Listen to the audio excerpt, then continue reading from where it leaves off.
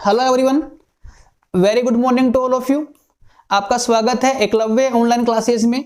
और देखो, आज अपन बात कर रहे हैं एक नए चैप्टर के बारे में एंड चैप्टर का नाम है Newton's law of motion, means की NLM। अच्छा, यहाँ पर अपन क्या बातें करने वाले हैं देखो एक बार इसमें। तो देखो, जैसे लास्ट चैप्टर अपन ने पढ़ लिया, काइनेमेटिक्स पढ़ लिया अपन ने, है ना, 1D पढ़ लिया अपन ने, 2D पढ़ लिया। तो वहां आप याद करो कि वहां पर जो मोशन का कोज है वो अपन ने डिस्कस नहीं किया एक बार भी, कि मोशन क्यों होता है। बस अपन ये मान रहे थे कि मोशन हो रहा है, तो यदि मोशन होएगा तो उसका वेलोसिटी कितना होगा पार्टिकल का, उसका डिस्प्लेसमेंट कितना होगा, उसका जो एक्सेलरेशन है वो क्या होगा, डिस्टेंस क्या होगा, ये सारे टर्म्स अपन ने वहां पढ़ लिए। बट एक जो मेन चीज है वो जो रह रही थी वहां पे, वो अपन यहाँ पे कवर करेंगे।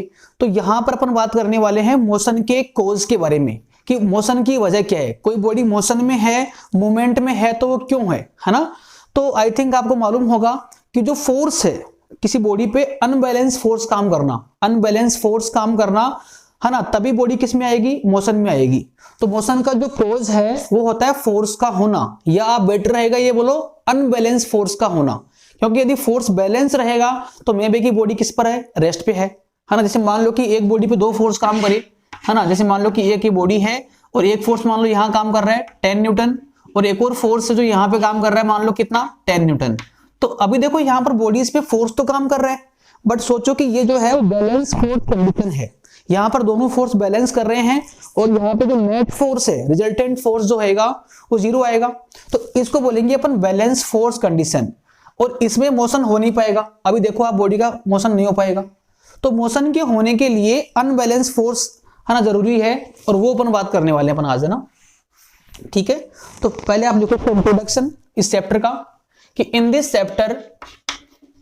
Chapter we deal with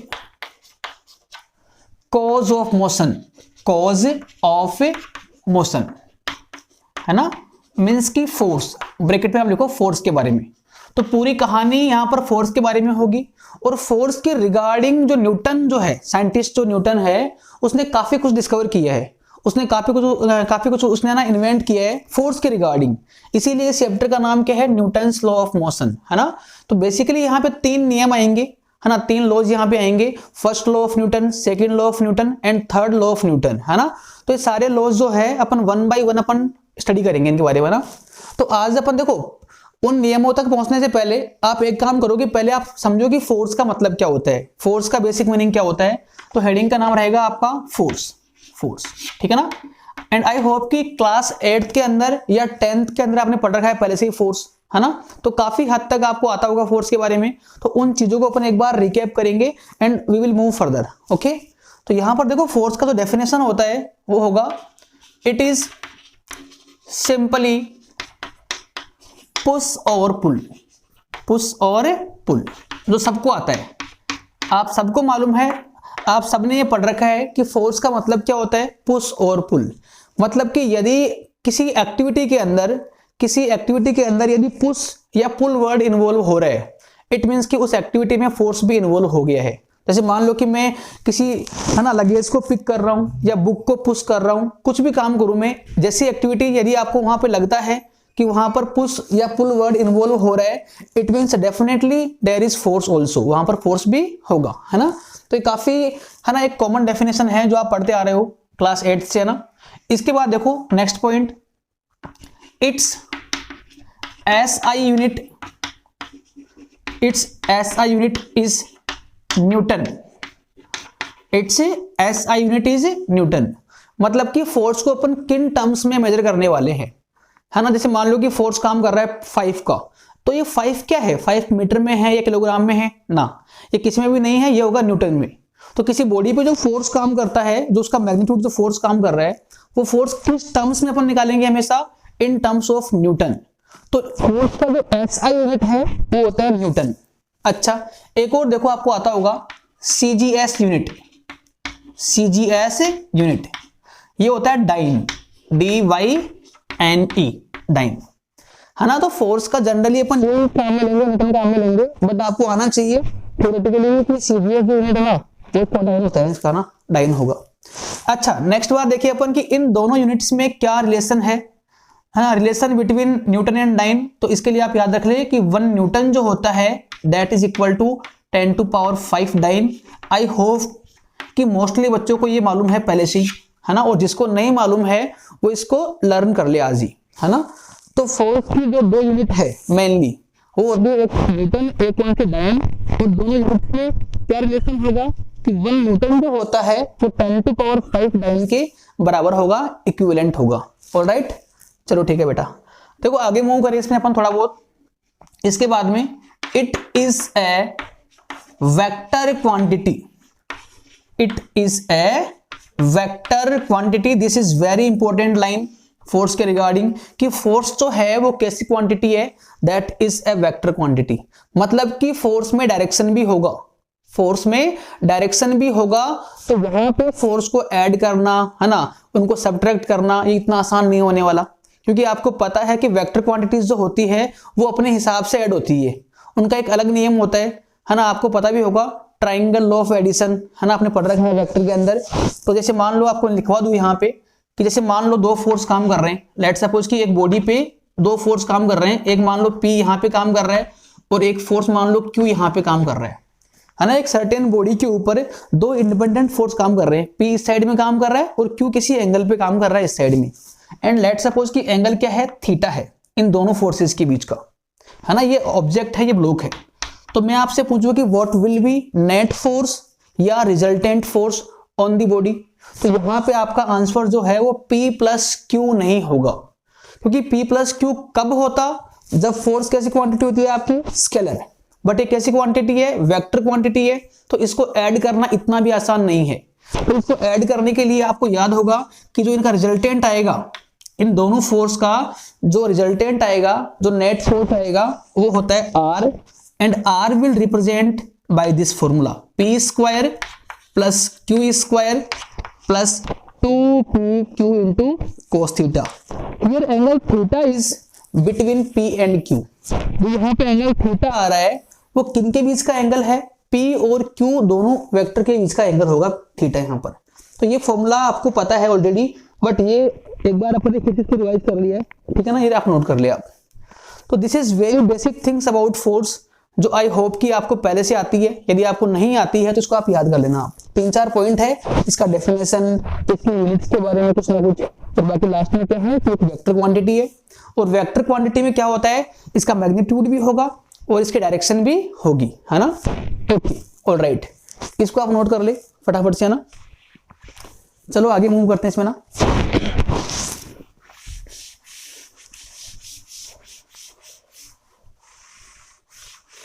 okay, alright.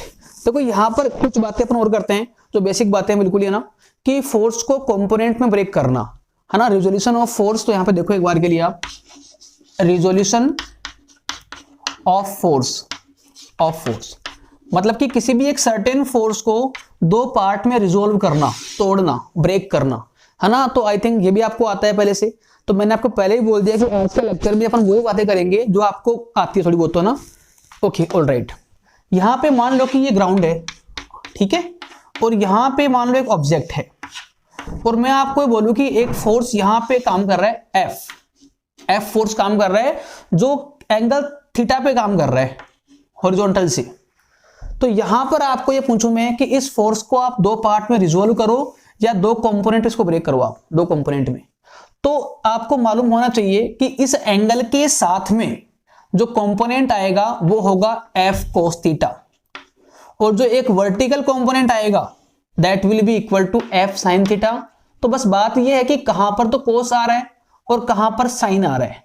तो एंगल के साथ वाला जो कंपोनेंट होगा, जो है ना कंपोनेंट होगा, वो आएगा cos में, और जो एक बच गया वो किस में आएगा, sin में आएगा। तो मैंने F फोर्स को 2 पार्ट में ब्रेक कर लिया, हॉरिजॉन्टल में और वर्टिकल में, F cos थीटा और F sin थीटा।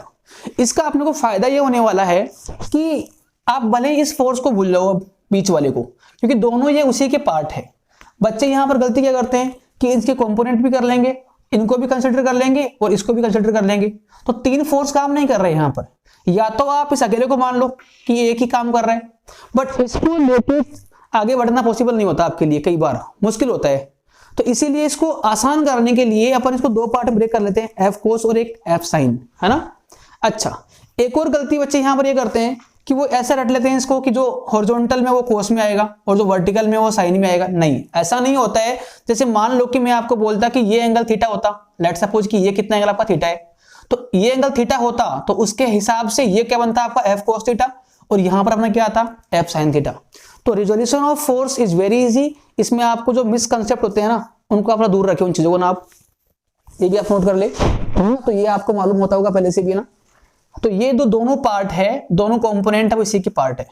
तो यदि आप क्वेश्चन में आप इनको लेके आगे बढ़ रहे हो तो आप इसको भूल जाना, और यदि आपको इससे चलना है आगे तो आप इनको भूल जाना, है ना। एक काम करना आपको इनमें से कोई सा भी ना। ऑलराइट,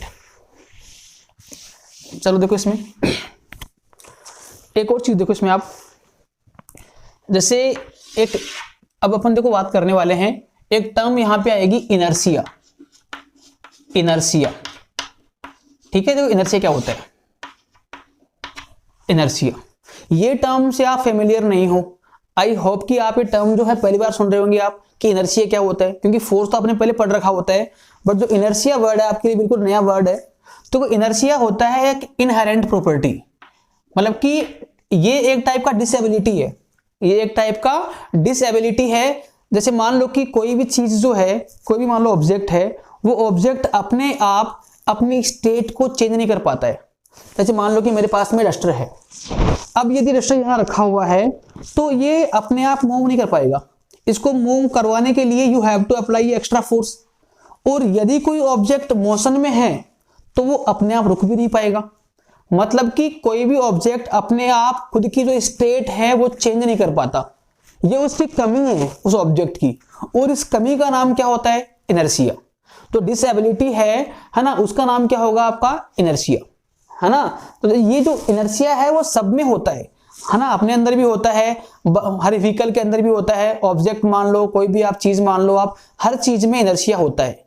क्योंकि कोई भी चीज जो है वो अपने आप मूव नहीं करती है, उसको मूव कराने के लिए you have to put some force, बिना फोर्स के काम नहीं बनेगा आपका, है ना। तो ये प्रॉपर्टी जो है, जो कमी जो है, जो ये अवगुण जो है ना, उसको हम बोलेंगे इनर्शिया, इनर्शिया ना।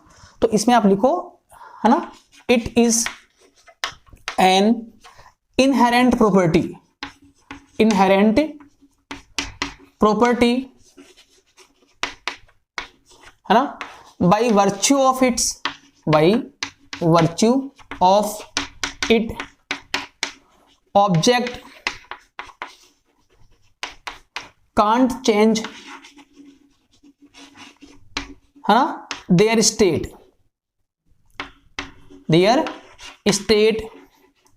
of motion or rest, motion और rest। देख लो इसको एक बार ना कि इनर्शिया जो है वो एक इनहेरेंट प्रॉपर्टी है, मतलब कि जन्मजात है, नेचुरल प्रॉपर्टी है ना, जो क्या करती है कि उसके होने की वजह से, यहाँ पे एक वर्ड आ रहा है virtue of it, virtue of it, it means कि इसके होने की वजह से कोई भी जो ऑब्जेक्ट है वो अपने आप खुद की स्टेट चेंज नहीं कर पाएगा। अब भले ही वो स्टेट मोशन की हो और भले ही वो स्टेट रेस्ट की हो, यदि वो रेस्ट में है तो वो रेस्ट में रहना चाहेगा जब तक कि वो फोर्स काम नहीं करेगा, और यदि कोई चीज मोशन में है तो वो मोशन में ही होगी जब तक कि कोई फोर्स काम नहीं करेगा। तो ये अपने आप जो स्टेट चेंज नहीं कर पा रहा है ना, इस कमी का नाम है इनर्शिया, है ना, इनर्शिया। Okay, alright. अच्छा, अब एक बात मुझे यहां समझ में आ रही है कि inertia is directly proportional to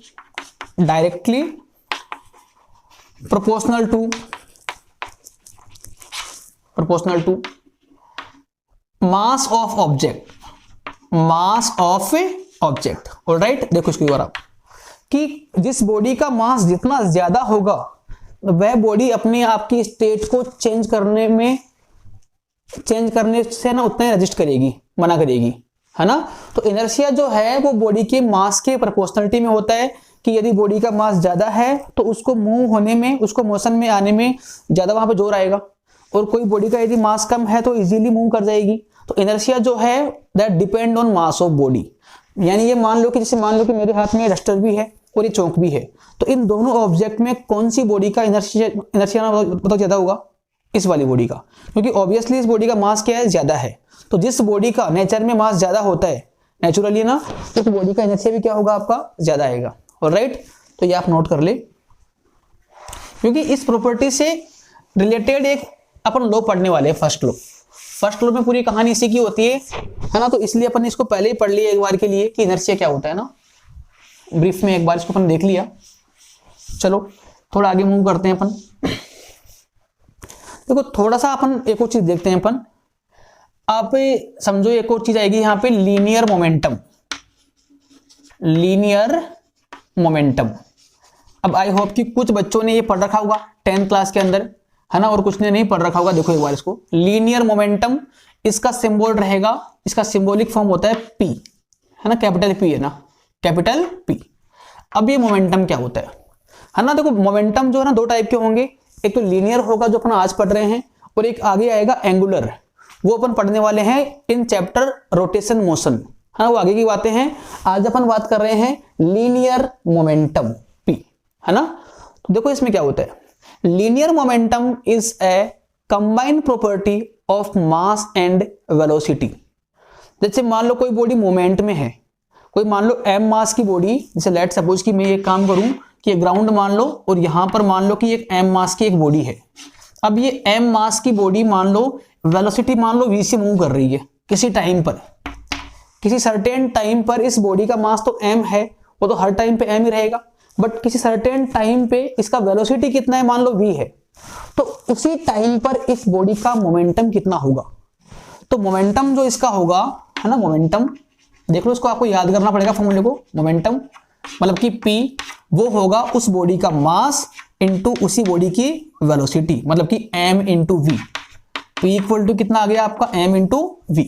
और इसीलिए मैं बोल रहा हूं आपको कि मोमेंटम जो है that is a combined property of mass and velocity. तो यहाँ पे मास भी आ रहा है और वेलोसिटी भी आ रही है। एक और चीज ध्यान रखो आप यहाँ पर कि जो v है वो वेलोसिटी है, स्पीड नहीं है ना। अच्छा, मैग्नीट्यूड वाइज अपन बोल सकते हैं कि यदि आपका जो मोशन है वो स्ट्रेट लाइन मोशन होगा बॉडी का, तो उस टाइम पर जो मैग्नीट्यूड जो होगा जितना वेलोसिटी का होगा उतना किसका होगा, स्पीड का भी होगा। बट वो एक कंडीशन है, वो एक स्पेशल केस है। जनरल बात करें तो यहाँ पर जो v है वो आपकी क्या रहेगी, दैट विल बी वेलोसिटी। और यदि v आपकी वेलोसिटी है तो ऑब्वियसली ये जो p है वो कैसी क्वांटिटी होगी बताओ मुझे, क्योंकि v यहाँ वेलोसिटी आ रही है और वेलोसिटी जो है that is a vector quantity, और यदि ये वेक्टर क्वांटिटी है तो ये भी जो है एक वेक्टर क्वांटिटी ही होगी। तो इसका जो वेक्टर रिप्रेजेंटेशन है, वेक्टर रिप्रेजेंटेशन वो बनेगा p vector equal to m into V vector. Remember always कि यहां पर जो मैंने वेक्टर है वो v पे लगाया ओनली, m पे नहीं, क्योंकि m पे वेक्टर लगाने के लिए मैं एप्लीकेबल नहीं हूं, मैं अलाउ नहीं हूं, क्योंकि m मास है और मास कैसी क्वांटिटी है आपकी, स्केलर है। तो p वेक्टर इक्वल टू आएगा m इंटू वी वेक्टर।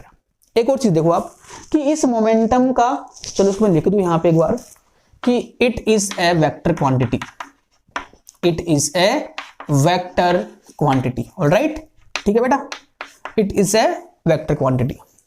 अब यदि ये वेक्टर क्वांटिटी है then what will be direction of it, कि मोमेंटम किस साइड में होगा। तो इट इज वेरी इजी कि जिस साइड में बॉडी का वेलोसिटी होगा तो वही क्या होगा, मोमेंटम भी होगा, because both are parallel vector. दिख रहा है आपको, है ना, मैथ वाले बच्चों को मालूम पड़ गया होगा यहाँ पर कि p इक्वल टू होता है m इंटू वी, और v और p जो है दोनों पैरेलल में होंगे। इसीलिए मैं बोल पाऊंगा आपको कि मोमेंटम उसी साइड में होगा जिस साइड में पार्टिकल की वेलोसिटी है। तो आप बताओ कि इस एग्जांपल के लिए मोमेंटम किस साइड में है, x की ओर ही है, क्योंकि इस टाइम पे देखो आप बॉडी का जो वेलोसिटी है वो x की ओर है, hence the momentum will be also towards x direction. Alright, तो ये आप नोट कर ले। इसके रिगार्डिंग एक और लास्ट टॉपिक लिखो आप, बताओ कि what will B its unit, what will B it's SI unit. Momentum की SI यूनिट क्या होगी, बताओ मुझे एक बार आप कि मोमेंटम की SI यूनिट क्या होगी। तो ये देखो निकालना काफी आसान है, क्योंकि मोमेंटम जो है वो इसके इक्विवेलेंट है m इंटू वी के, तो जो यूनिट इसका होगा इस टर्म का वही मोमेंटम का भी होगा। अब इसका यूनिट निकालना आपके लिए आसान रहेगा, क्योंकि यहाँ पे देखो मास है, मास की यूनिट क्या होती है, किलोग्राम, और इंटू में क्या स्पीड है, या वेलोसिटी मान लो आप, उसकी यूनिट क्या होती है, मीटर पर सेकंड। तो यहां पर आएगा it's SI unit is kilogram into metre per second, kilogram into metre per second. तो these are some very basic point about momentum, क्योंकि मोमेंटम को अपन ने इससे जो प्रीवियस चैप्टर था है ना, वहां अपन डिस्कस नहीं किया था, तो ये इसको अपन ने यहां पढ़ लिया मोमेंटम। तो मोमेंटम वाले केस में आप ओनली इतना याद रखो कि momentum is a combined property of mass and velocity. It means, या आप इसको ये बोल दो कि it is defined as product of mass and velocity. Alright, ठीक है, इसको नोट कर लो आप, इसको आप नोट कर ले एक बार के लिए ना। ये सारे पॉइंट आप याद रखना, क्योंकि इन पॉइंटों को सबको मिला के मर्ज करके इकट्ठा करके अपन है ना आगे बहुत सही अपन क्वेश्चंस करने वाले हैं, है ना। तो क्वेश्चंस, अच्छे क्वेश्चंस को अप्रोच करने के लिए है ना, सोल्व करने के लिए जो बेसिक जो है वो आपका काफी स्ट्रॉन्ग होना चाहिए। यदि आपका बेसिक कमजोर है, लूज रहेगा, तो वहां पर अपन अच्छे क्वेश्चंस कर नहीं पाएंगे। इसीलिए मैं हर चीज को काफी डेप्थ में, डिटेल में आपको बता रहा हूं कि मोमेंटम क्या होता है, इनर्शिया क्या होता है ना। वरना तो इसका फॉर्मूला ही काफी, बट डिटेल में अपन बात कर रहे हैं कि ये किस साइड में होता है, ये कैसे क्वांटिटी है। अच्छा, अब मोमेंटम यदि वेक्टर क्वांटिटी है तो इसको भी ऐड करने के लिए जो वेक्टर एडिशन होता है वही अपन काम में लेंगे। जैसे अभी अपन ने बात की थी R equal to root of P square plus Q square plus something वो वाला ना, तो वही फॉर्मूला यहाँ पर भी काम में आएगा इसके लिए भी। ये बात तो कॉमन बात है कि यदि कोई भी क्वांटिटी आपकी वेक्टर क्वांटिटी है तो उसको ऐड करने के लिए आपको इसी नियम को फॉलो करना पड़ेगा, ठीक है ना। तो ये लो अपना आपका काम हो गया, है ना। अब देखो, आज अपन बात करते हैं एक और चीज के बारे में ना, कि न्यूटन्स फर्स्ट लॉ, या आप इसको लिखो फर्स्ट लॉ ऑफ न्यूटन। काफी थ्योरेटिकल है, इतना इंपॉर्टेंट नहीं है आपके लिए। फर्स्ट लॉ ऑफ न्यूटन, इसी का एक और नाम होता है और law of inertia, law of inertia. ये देखो आप, अच्छा मैं आपको पहले बता दूं इसमें एक बार के लिए कि यहां पे अपन 3 नियम पढ़ेंगे, 3 लॉज पढ़ेंगे। जो फर्स्ट लॉ आएगा वो रहेगा काफी थ्योरेटिकल, है ना, न्यूमेरिकल्स वहां से नहीं बनेंगे, बिल्कुल नहीं बनेंगे। तो फर्स्ट लॉ न्यूमेरिकल थ्योरेटिकल रहेगा। सेकंड लॉ जो है that will be very important, वहां पे अपन न्यूमेरिकल्स करेंगे अच्छे वाले ना। और जो थर्ड लॉ है अगेन वो क्या बनेगा आपका, थ्योरेटिकल। तो इन तीनों नियमों में, इन 3 लॉज में जो 2 नियम रहेंगे आपके फर्स्ट और लास्ट वाला वो थ्योरेटिकल रहेगा, और जो सेकंड लॉ रहेगा आपका वो आपका इंपॉर्टेंट रहेगा इसके अंदर ना। चलो बात कर लेते हैं इसके बारे में ना कि फर्स्ट लॉ क्या है। अब आपके सिलेबस में है ना, तो पढ़ना पड़ रहा है इसको, वरना इतना इंपॉर्टेंट है नहीं ये फर्स्ट लॉ ऑफ न्यूटन, है ना। देखो फर्स्ट लॉ में कुछ खास नहीं है, ये आपको मालूम है कि कोई भी बॉडी जो है वो जब तक अपना स्टेट चेंज नहीं करेगी, जैसे मान लो यहाँ पे बॉडी है, अब ये बॉडी कब तक अपना स्टेट चेंज नहीं करेगी, ये बॉडी जब तक अपना स्टेट चेंज नहीं करेगी जब तक इसके ऊपर कोई बाहर से फोर्स ना लगे, कोई एक्सटर्नल फोर्स ना अप्लाई करे अपन। यदि ये बॉडी यहाँ रखी हुई है तो ये कई सालों तक, अनंत सालों तक हाँ यहीं पड़ी रहेगी, जब तक इसके ऊपर फोर्स काम नहीं करेगा ये बॉडी मूव नहीं करेगी। बस यही नियम फर्स्ट लॉ कि a body can't change its state of rest और motion until there is no an unbalance force. जब तक बॉडी के ऊपर कोई अनबैलेंस फोर्स काम नहीं करेगा तब तक बॉडी अपनी स्टेट को चेंज नहीं करेगी, वो जैसी है वैसी ही रहेगी हमेशा। यदि वो रेस्ट पर है तो रेस्ट पे ही रहेगी, कब तक, जब तक वहां कोई फोर्स काम नहीं करता है। और यदि मान लो कि बॉडी मोशन में है, चल रही है, तो मोशन की बॉडी को है ना रेस्ट पे लेके आने के लिए आपको एक फोर्स लगाना पड़ेगा। यदि आपने फोर्स नहीं लगाया तो बॉडी कभी भी रेस्ट पे भी नहीं आएगी। तो दोनों बातें सही है यहाँ पर कि अपने आप बॉडी आपकी खुद की स्टेट को चेंज नहीं कर पाएगी। और जो फर्स्ट लॉ का जो स्टेटमेंट है that is quite similar to definition of inertia. जो इसका डेफिनेशन था, जो ये अपने पढ़ रखा है, इसका डेफिनेशन वो ही क्या होता है, फर्स्ट लॉ होता है कहीं ना कहीं, है ना। ऑलमोस्ट सेम सी बातें होती है यहाँ पर। तो इसमें आप लिखो कि इट स्टेट दैट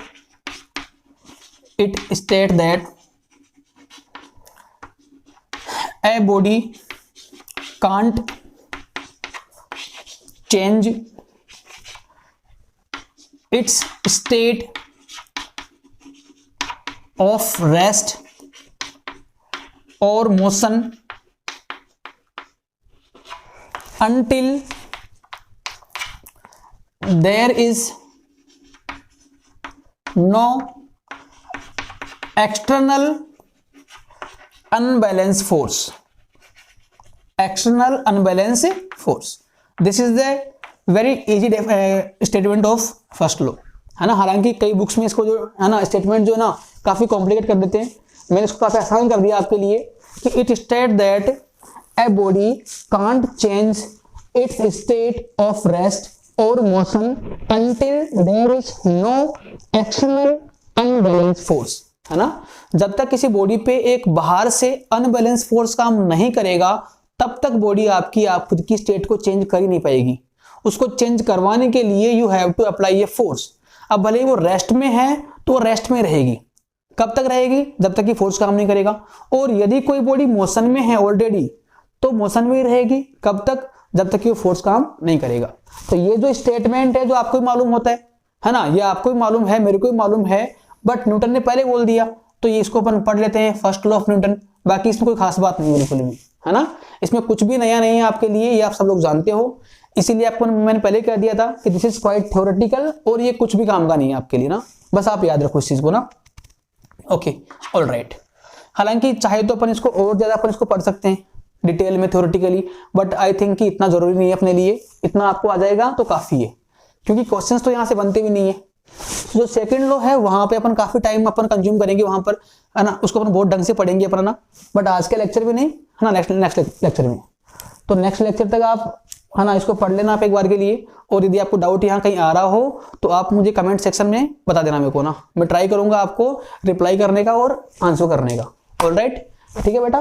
तो ये आज अपने स्टार्टिंग की है चैप्टर NLM की, है ना, NLM, है ना। तो अभी तो काफी थ्योरेटिकल है, काफी आपको आसान लग रहा होगा, बट इतना आसान जाएगा नहीं आगे तक, है ना। कल से या नेक्स्ट लेक्चर से, है ना, टफनेस यहाँ पे आ जाएगी कुछ ना कुछ तो, है ना। फिर थर्ड लेक्चर में और टफ हो जाएगा। तो ये जो चैप्टर है वो आराम से ना टफ बनेगा, आराम से, एक साथ नहीं बनेगा, है ना। तो इसको पढ़ के आना आप आराम से यहाँ तक। तो बाकी अपन बातें करते हैं नेक्स्ट लेक्चर में। Okay, alright.